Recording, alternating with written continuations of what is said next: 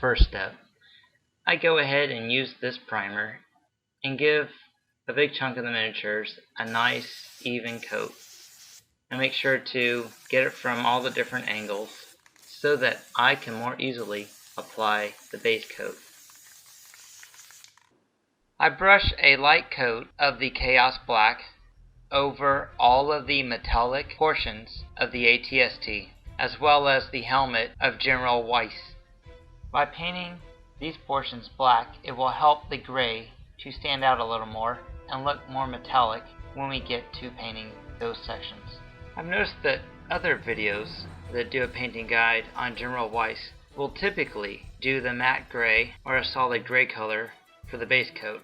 Since General Weiss's AT-ST is a prototype, I was wanting to make it look a little different, more of a chrome type look to it, to differentiate it from the other AT-STs. Here you will notice that I am painting the gun separate from the AT-ST. This is just a personal preference.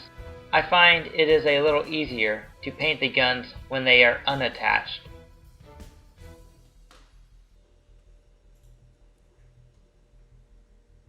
In this next step, I am using Master Series Paints Shadowed Steel color.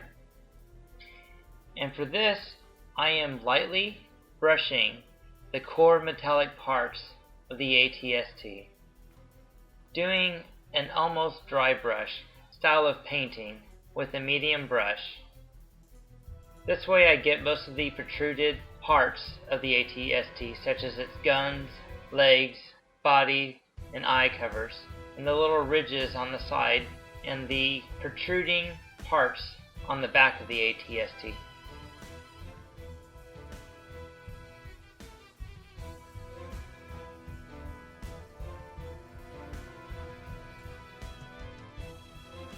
Now that I have finished the shadowed steel layer, I am going to enhance the more metallic features and give it more of a chrome look in some areas of the AT-ST to highlight newer and more sophisticated parts of the machine. To accomplish this, I will be using Citadel Paint's Chainmail color. I will apply light amounts using a similar dry brush approach like I did with the shadowed steel, and just apply it to some of the key features such as parts of the weapons system, the top of the eye covers, and some of the more protruding parts that stand out a little more than others. I even apply some of the chainmail to parts of the leg to have some of the pieces stand out a little more than others, showing the complexities of the different components all working together on General Weiss's prototype AT-ST.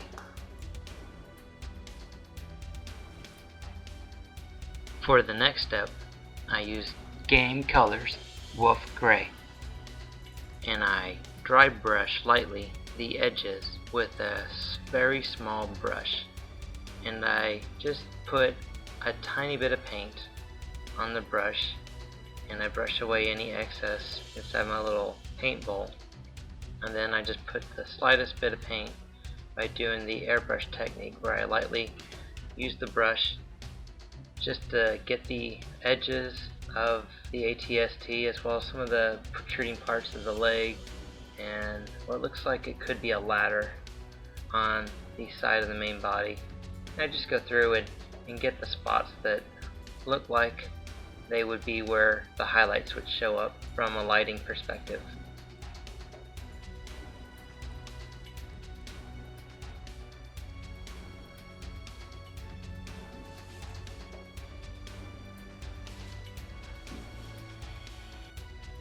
Here I'm just gonna skip through and use the same painting techniques to paint the individual weapons that are detached where the arm slots go.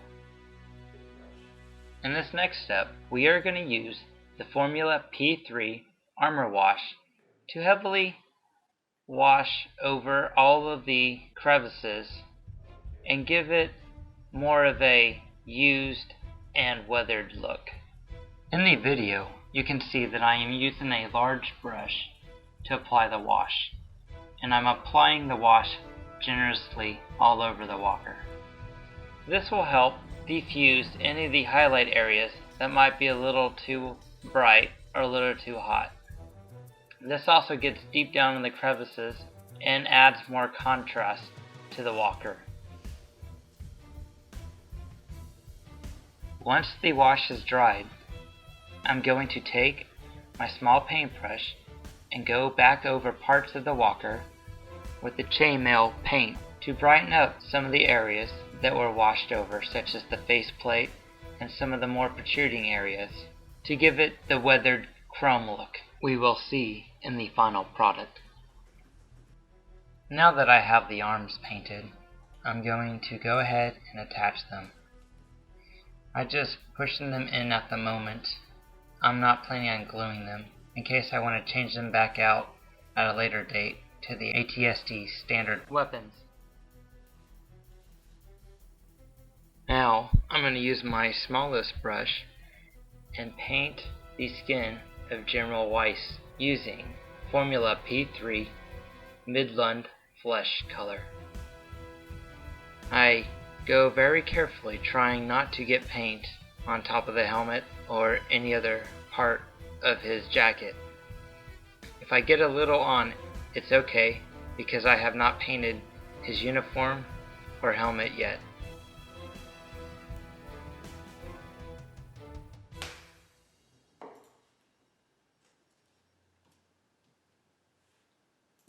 Now that we have painted General Weiss's face, I am going to proceed with painting his uniform and helmet using Game Colors Wolf Gray.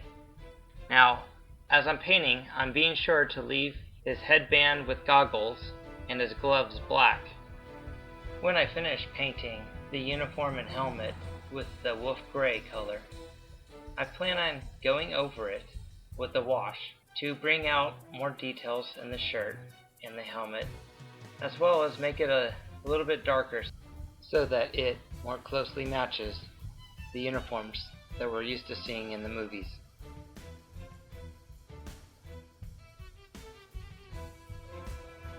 After painting his helmet and uniform with the Wolf Gray, I decided I wanted to make his helmet a little darker. So I put just a thin coat of Shadowed Steel over his helmet. I also decided to add some Shadowed Steel to his body armor that appears to be protruding off of his uniform. In this next step, I use Formula P3's Flesh Wash to paint over the areas of General Weiss's face only. This wash will help bring out the details of the model in General Weiss's face.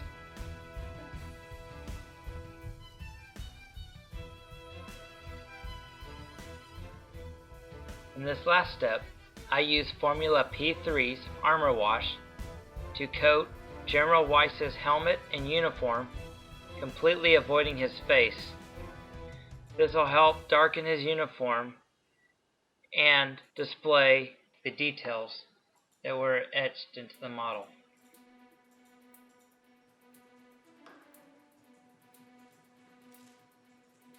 For another finishing touch, I decide to paint the base of the model black to help enhance and show off the details in the model's legs and feet, and to make it adaptable to any of the map environments.